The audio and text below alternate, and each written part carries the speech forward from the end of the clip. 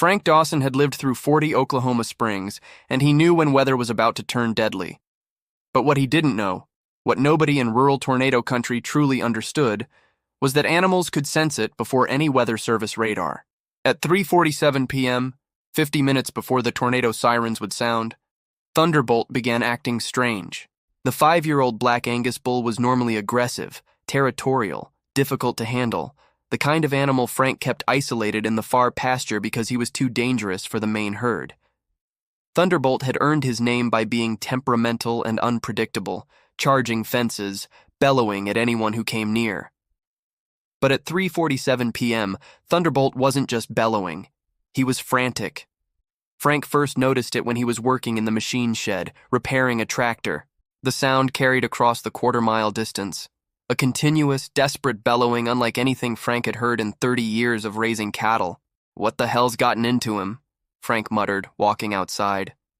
The sky looked threatening, dark clouds building to the west, but nothing unusual for May in Oklahoma. The Weather Service hadn't issued any warnings yet, just a standard spring storm watch. But Thunderbolt was acting like the world was ending. The bull ran the fence line, back and forth, his massive body slamming against the post with enough force to make them shake. He'd pause, bellow toward the house, then resume his frantic pacing. Over and over. Relentless. Frank's wife Margaret came out of the house. "Frank, what's wrong with that bull? He's been making noise for 20 minutes. I can hear him from inside with the windows closed." "I don't know. Maybe he's sick. Or there's a predator." But even as Frank said it, he knew it didn't make sense. Bulls didn't act like this for predators. And Thunderbolt wasn't acting sick. He was acting terrified and urgent, like he was trying to communicate something. At 4:15 p.m., Thunderbolt broke through the fence. The bull had been testing the post for 30 minutes, and finally, one section gave way. 2,000 pounds of panicked animal crashed through splintered wood and barbed wire, emerging into the open with blood on his shoulders from the wire but not slowing down.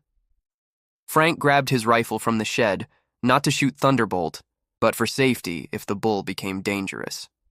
"Margaret, get inside! The bull's loose!" But Thunderbolt didn't charge toward them. He ran to the middle of the front yard, positioned himself between the house and the darkening western sky, and bellowed with such force that the sound echoed across the property. Then he pawed the ground, once, twice, 3 times, an aggressive display. But his body language was wrong. He wasn't squaring up to charge. He was facing west, toward the storm clouds, like he was challenging them.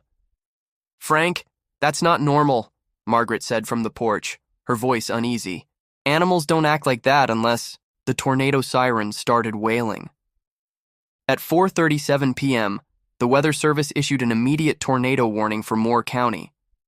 Doppler radar showed a supercell with rotation. Estimated time to impact, 8 to 12 minutes. Frank's blood went cold. Their grandchildren were inside, Lily, 6, and Mason, 8, visiting for the weekend. And his daughter Rachel was driving back from town, due home any minute. "Storm shelter! Now!" Frank shouted. Margaret ran inside to grab the kids. Frank scanned the driveway desperately. No sign of Rachel's truck. He pulled out his phone to call her. No signal. The storm was already interfering with cell towers. Thunderbolt bellowed again, louder, more desperate. And then the bull did something that made Frank's spine tingle with primal fear. Thunderbolt charged toward the driveway entrance, stopped, then charged back toward Frank, bellowing continuously. Then repeated the pattern. Driveway. Frank. Driveway. Frank. Like he was trying to tell Frank something. Like he was pointing. "Frank!" Margaret screamed from the shelter entrance 60 yards away. "The kids are in. We need to go." Frank looked at Thunderbolt, then at the driveway, then at the approaching wall cloud that was now visible on the horizon. The bull's behavior was screaming urgency, not random fear, but directed, purposeful communication. Animals sense things humans can't. Changes in barometric pressure, electrical charges in the air, danger. Frank made a decision that would save his daughter's life. "Wait," he shouted to Margaret. "Something's wrong." He ran toward the driveway entrance, following where Thunderbolt had been charging, his gut screaming that the bull was trying to show him something. At the curve where the driveway met the county road, Frank saw it. Rachel's truck, off the road, nose down in the drainage ditch, hidden by the angle of approach. The hail had started, golf ball-sized chunks of ice pelting down, and the truck had been forced off the road. She must have crashed minutes ago. Rachel! Frank sprinted to the truck. She was slumped over the steering wheel, conscious but dazed, blood running from a cut on her forehead. Dad? Her voice was confused, weak. I hit the ditch. The hail came so fast I couldn't see. Can you move? Can you walk? She tried the door. It's jammed. I can't. Frank yanked the door open from the outside. The frame was bent but not completely stuck. We've got maybe 5 minutes before the tornado hits. We need to run. Now. He pulled Rachel from the truck. Her left leg buckled, sprained or broken. He couldn't tell. Frank put her arm over his shoulders and half-carried, half-dragged her toward the shelter. Behind them, Thunderbolt had followed. The bull ran alongside them for 20 yards, then suddenly veered off toward the western pasture, bellowing one final time before disappearing into the driving hail and rain. Frank didn't have time to think about why. Didn't have time to process the impossible fact that a bull had alerted him to danger and then led him to his injured daughter. They reached the shelter with 90 seconds to spare. Margaret pulled them inside. The door slammed shut. And 30 seconds later, the tornado hit. The EF3 tornado stayed on the ground for 4 miles, cutting a path of destruction through Moore County. It lasted 2 minutes and 17 seconds at the Dawson property, destroying the barn, ripping the roof off the house, turning everything Frank had built into splinters and debris. When they emerged 20 minutes later, the devastation was total. But they were alive. All 5 of them. Rachel, dizzy and injured, leaned against Frank. How did you know? How did you know I was in the ditch? Frank looked at the destroyed landscape, then toward the western pasture where Thunderbolt had disappeared. I didn't. The bull knew. What? Thunderbolt. He broke through the fence, started acting crazy, bellowing, running between me and the driveway, like he was trying to tell me something. If I'd gone straight to the shelter like I should have. Frank's voice broke. You would have been in that truck when the tornado hit. It would have killed you. Margaret spoke quietly. Animals sense storms before we do.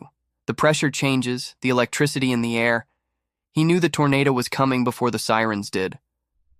But he didn't just sense the storm, Frank said, still processing. He tried to warn us. He tried to make me look at the driveway. He knew something was wrong. Mason, the 8-year-old, spoke up. Where is he? Where's Thunderbolt? Frank's stomach dropped. In the chaos of survival, he hadn't thought about what happened to the bull. He scanned the property, looking for a massive black shape. Nothing. Thunderbolt! Frank called out, his voice hoarse. No response.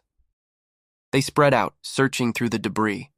The western pasture was littered with destroyed fence posts, sheets of tin roofing, tree branches.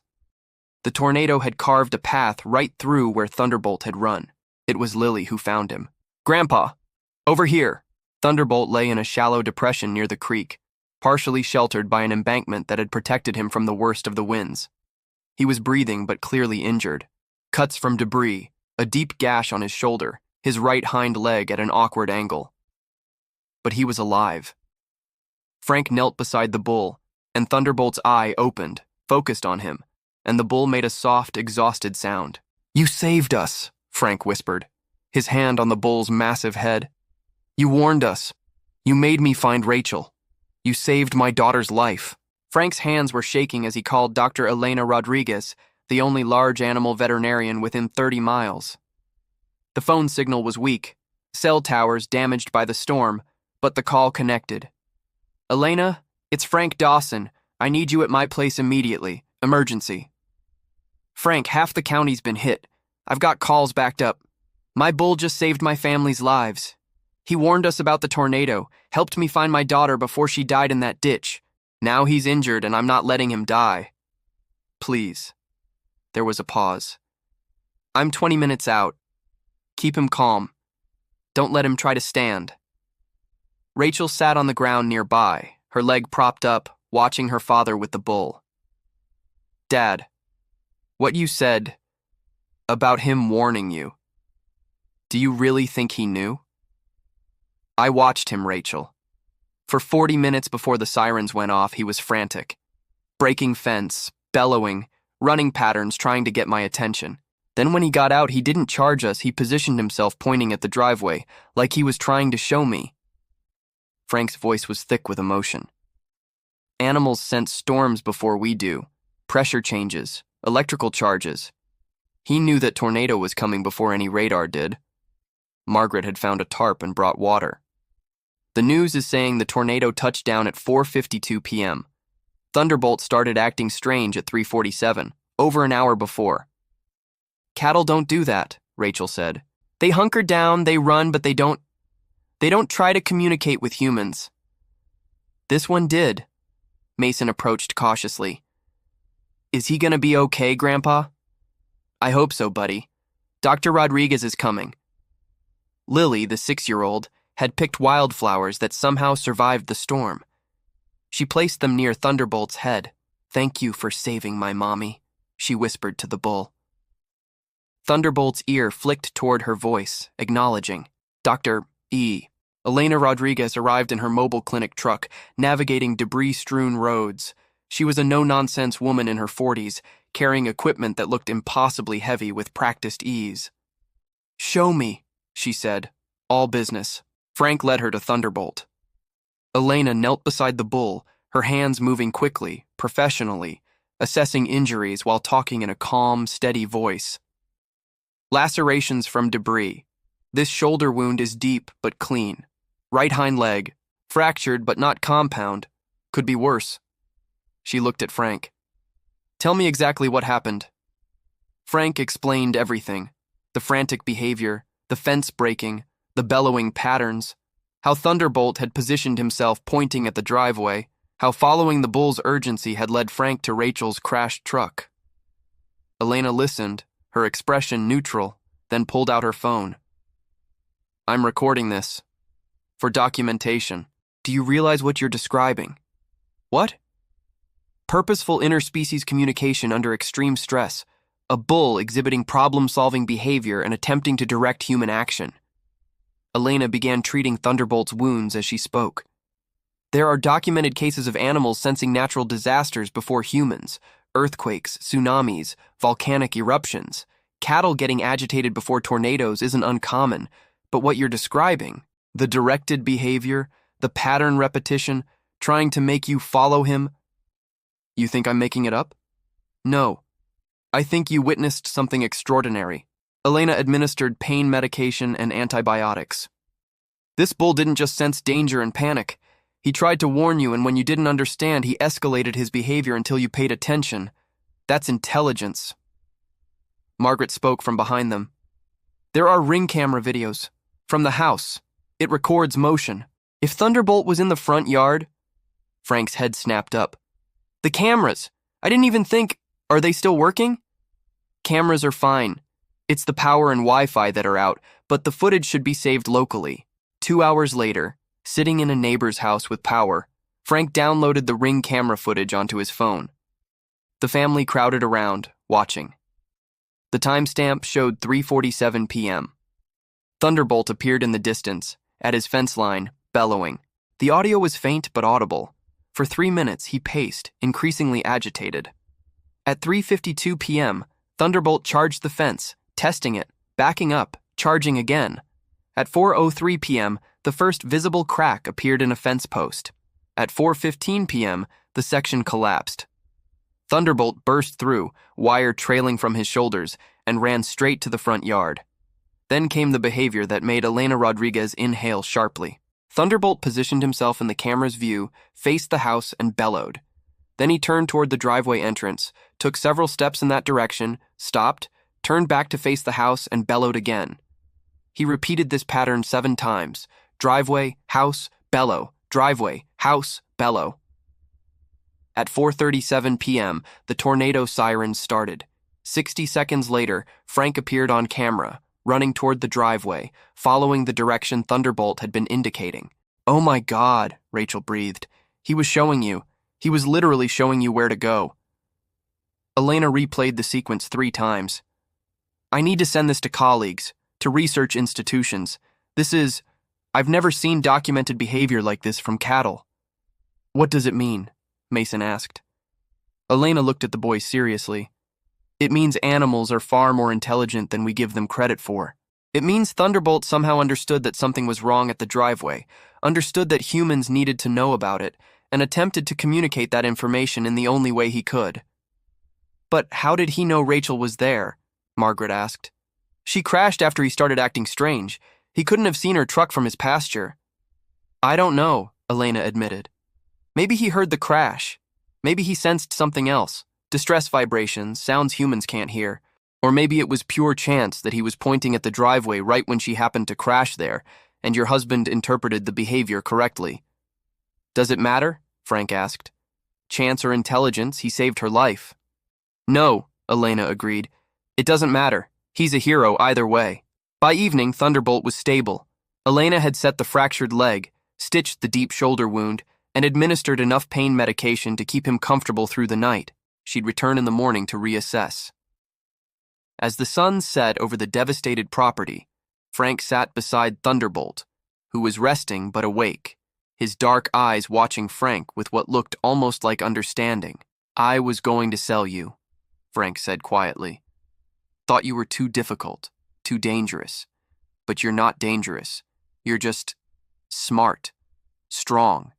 And today, you used that strength to save us. Thunderbolt's ear flicked toward Frank's voice. I'm not selling you. Ever. This is your home. For as long as you live. Frank's voice broke. Thank you.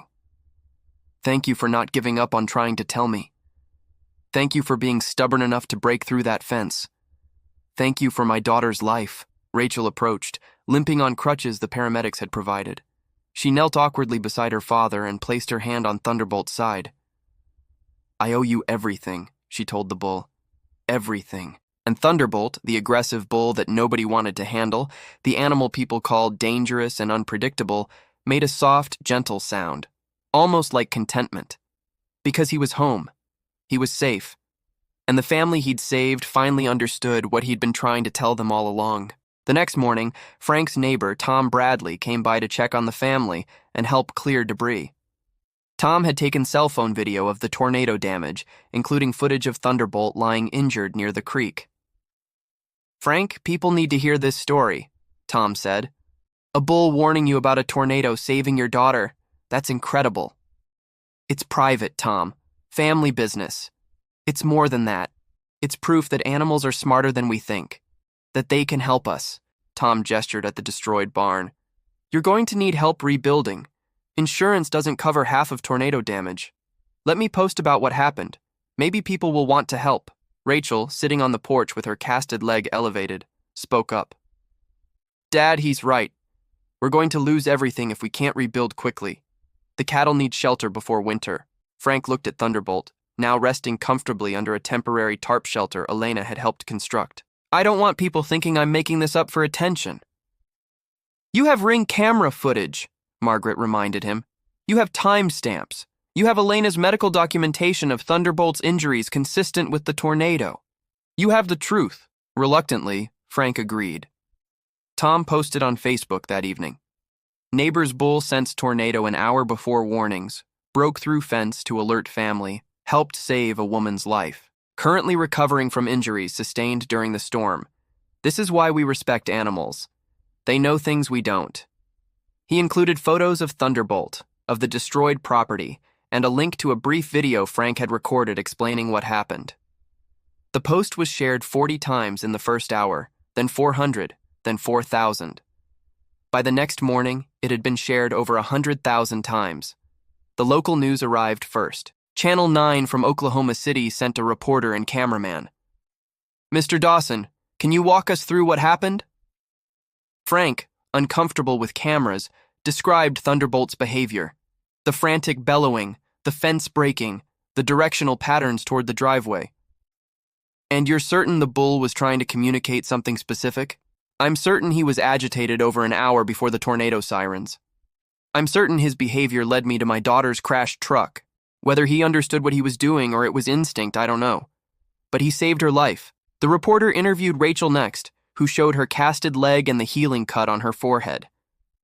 If my dad hadn't found me when he did, I would have been in that truck when the tornado hit. The truck is completely destroyed now. I would be dead.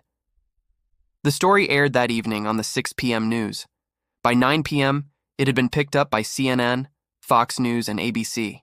By midnight, international news outlets were covering it. Oklahoma bull warns family of deadly tornado, saves woman's life. Cattle show, remarkable intelligence, during natural disaster. Heroic bull survives tornado, after alerting humans to danger. The response was overwhelming. By the third day, over $150,000 had been donated through a GoFundMe Tom had set up to help the Dawsons rebuild. Letters and gifts arrived from around the world, including a massive shipment of premium cattle feed from a company in Texas, a custom-built shelter from a construction company in Kansas, and offers from multiple animal sanctuaries to provide lifetime care for Thunderbolt if needed. "We don't need a sanctuary," Frank told reporters who asked.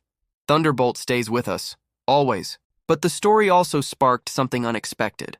A national conversation about animal intelligence and how humans treat livestock. Dr. Elena Rodriguez was interviewed by NPR.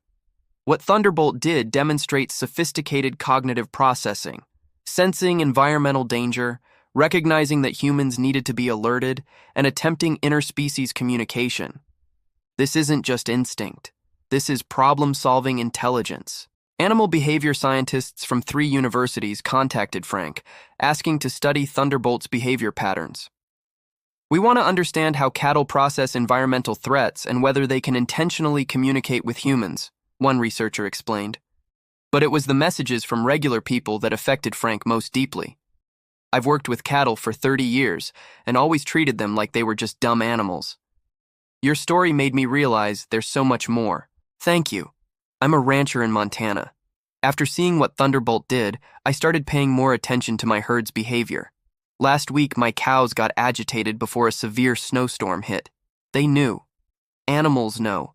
My daughter was afraid of our farm animals until she saw your story. Now she talks to them differently. She thinks they understand. Maybe they do." 4 weeks after the tornado, Thunderbolt was strong enough to walk without a limp. His shoulder had healed remarkably well, and though Elena said he'd likely have some stiffness in his right hind leg permanently, he was healthy. Frank had rebuilt a reinforced shelter and new fencing, partly with insurance money but mostly with donations from people inspired by Thunderbolt's story. The morning the new barn was completed, Frank led Thunderbolt into his stall, spacious, clean, with fresh straw, and the best feed money could buy. "What do you think, buddy? Better than the old one?" Thunderbolt surveyed his new home, then turned to look at Frank with those intelligent dark eyes. Frank reached out and stroked the bull's massive head, no longer afraid of his temperament, understanding now that what he'd mistaken for aggression had been intelligence, strength, and an attempt to communicate in a world that didn't speak his language. "You changed everything," Frank said quietly. "Not just for us. For everyone who heard your story, you made people realize that animals aren't just things. They're aware. They understand more than we give them credit for." Rachel appeared in the barn doorway, walking now without crutches, her leg healing well. Behind her were Lily and Mason. "Can we visit Thunderbolt?" Mason asked. "Of course." The children approached carefully, respectfully. Lily held out an apple. "Thank you for saving my mom," she said, just like she had the day of the tornado. Thunderbolt took the apple gently, his massive head lowering to the little girl's level with surprising delicacy. "He's nice now," Lily observed. "Not scary." "He was never scary," Frank said. "We just didn't understand him." That evening, as the sun set over the rebuilt property, Frank sat on his porch with Margaret, watching Thunderbolt graze peacefully in the pasture. "Do you think he knows?" Margaret asked. "That he's famous? That millions of people know his story?" "I think he knows the only thing that matters," Frank said. "That he's home, that he's safe, that we finally listened." Margaret leaned against her husband's shoulder. "We almost lost Rachel. If Thunderbolt hadn't—" "I know. We owe him everything." "I know." They sat in comfortable silence, Two humans who'd learned to pay attention, to listen, to recognize that the animals in their care were far more than livestock. They were intelligent, feeling beings who understood the world in ways humans were only beginning to comprehend. And sometimes, when danger came, they tried, desperately, frantically, to warn the humans too stubborn or distracted to notice. Frank had noticed. Finally. And it had saved his family's life. 6 months after the tornado, Dr. Elena Rodriguez published a peer-reviewed paper in the Journal of Animal Behavior titled Pre-Disaster Warning Behaviors in Domestic Cattle, a case study of interspecies communication during severe weather events. Thunderbolt's story became the centerpiece of research into how livestock sense environmental threats and attempt to alert humans. The Ring camera footage was analyzed frame by behavioral scientists, who confirmed that Thunderbolt's directional movements were statistically significant, not random panic, but purposeful, repeated patterns. This changes our understanding of bovine intelligence, Elena told Frank when she brought him a copy of the published paper. Cattle have been dismissed as simple herd animals for centuries. Thunderbolt proved they're capable of complex problem-solving under extreme stress. Frank read the paper slowly, struggling with some of the scientific terminology, but understanding the core message. Animals were far more aware than humans acknowledged. What does this mean? He asked.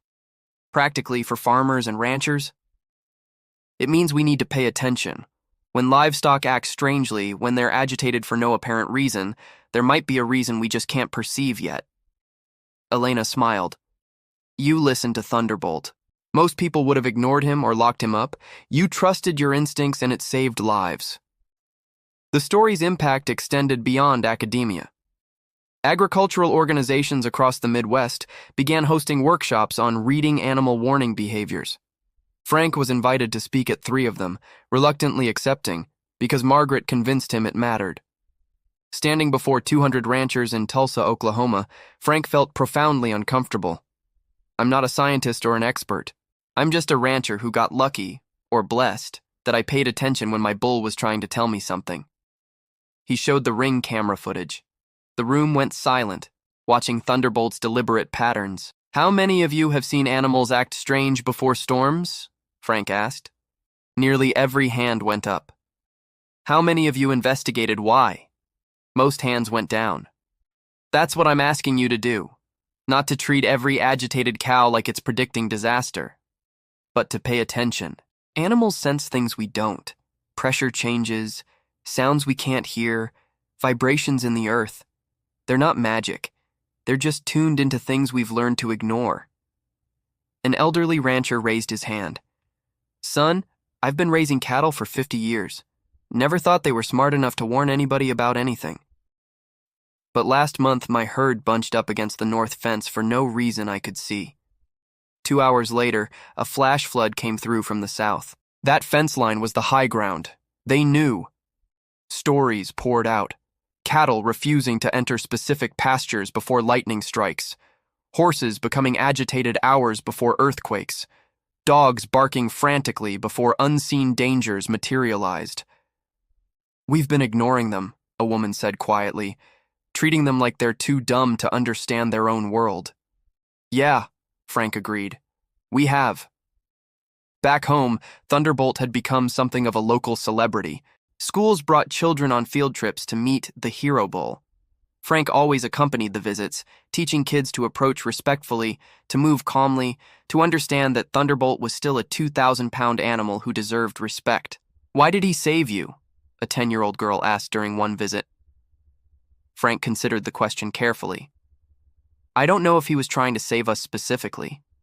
Maybe he was just scared of the tornado and wanted us to know danger was coming. Maybe he heard my daughter's truck crash and his instinct was to alert the herd, and we're his herd. Maybe he's just smarter than we think and he understood we needed help. But he got hurt helping you, the girl persisted. That means he cared, right? Frank looked at Thunderbolt, grazing peacefully nearby, his shoulder scar visible where the fur hadn't fully grown back. Yeah, Frank said softly. I think he cared. On the 1-year anniversary of the tornado, the town of Moore held a memorial service for the 3 people who died in the storm. Frank and his family attended, Rachel walking without a limp now, fully healed. During the service, the mayor made an unexpected announcement. We're installing a new early warning system for severe weather, sirens with expanded range and improved notification. The funding came from donations inspired by a story many of you know, the story of Thunderbolt, the bull who warned his family about danger before our official systems did. The mayor looked at Frank. Frank Dawson, your bull reminded us that sometimes the best warning systems are the ones that have been here all along. Animals who sense danger before technology can detect it. This memorial is dedicated to those we lost, and to Thunderbolt, who helped make sure we didn't lose more. The crowd applauded. Rachel squeezed her father's hand, tears streaming down her face. That evening, Frank sat in Thunderbolt's stall, something he did most nights now. The bull had grown accustomed to the routine, settling down beside Frank, content with the company. You know what you did, don't you? Frank said quietly. You changed everything. Not just for us, but for people everywhere who work with animals. You made them stop and think. You made them realize you're not just livestock. You're intelligent beings who understand more than we give you credit for. Thunderbolt's ear flicked toward Frank's voice, the only acknowledgement he ever gave that he was listening. I wish I could know what you were thinking that day. Were you scared? Were you trying to protect us? Or were you just doing what felt right? Frank stroked the bull's neck. Maybe it doesn't matter. What matters is you saved my daughter. You saved my family. And you taught us to listen. Outside the barn, the Oklahoma sky stretched vast and clear, no storms on the horizon. But Frank knew now that if danger came again, he wouldn't wait for sirens or radar warnings. He'd watch Thunderbolt, and he'd listen. Because sometimes, the smartest thing a human can do is trust that animals know things we don't. And sometimes, if we're very lucky, they'll try to tell us, if only we're wise enough to pay attention. 3 years after the tornado, Frank Dawson stood at the fence watching Thunderbolt graze in morning light. The bull was 8 years old now, moving with quiet confidence, knowing he was valued and loved. Rachel visited every Sunday with Lily and Mason. The kids had grown up hearing how Thunderbolt saved their mother, treating every animal on the farm with deep respect. Grandpa, do you think Thunderbolt knew he was saving lives? Mason asked while working on a school report about animal intelligence. Frank considered carefully. Instinct told him danger was coming, but intelligence made him try to warn us. That's what matters. He didn't just panic. He communicated. Lily approached Thunderbolt with apples, moving slowly, respectfully. The bull accepted gently. He's my friend, she said simply. Mine too, Frank agreed. Doctor, Elena Rodriguez stopped by for a routine check. He's thriving. And Frank, his story has changed veterinary training programs nationwide. Students now learn to recognize animal communication patterns. You started something important. We just survived. No. You listened when others wouldn't have. That's revolutionary. On the 4th anniversary, the town dedicated a memorial plaque in honor of Thunderbolt, whose warning saved lives. May we always remember to listen, to sirens, to each other, and to animals who share our world. After the ceremony, a young rancher approached Frank. My cattle warned me about a forming sinkhole last year. I investigated because of your story. They knew, just like Thunderbolt knew. That's what matters, Frank said, just paying attention. That evening, Frank sat in Thunderbolt's stall one final time. The bull lay peaceful, eyes watching with unmistakable trust. You changed everything, Frank said quietly. Rachel's alive because of you. Thousands of animals are treated better because you proved they're worth listening to. That's your legacy. Thunderbolt made a soft, contented sound. Frank walked to the house where Margaret waited on the porch. Together they looked at the rebuilt property. Not just wood and nails, but a new understanding of the lives they cared for. The Oklahoma sky stretched vast and clear. In the barn, Thunderbolt rested, a hero who'd simply done what instinct and intelligence demanded, warn his herd about danger. Because one human finally listened, lives were saved, minds changed, and the bond between species deepened beyond measure. Sometimes the most profound changes begin with the simplest act, paying attention. Frank had learned. finally. And Thunderbolt had taught him how. Furious, Bull escaped. During a violent hailstorm, and what he did next saved lives.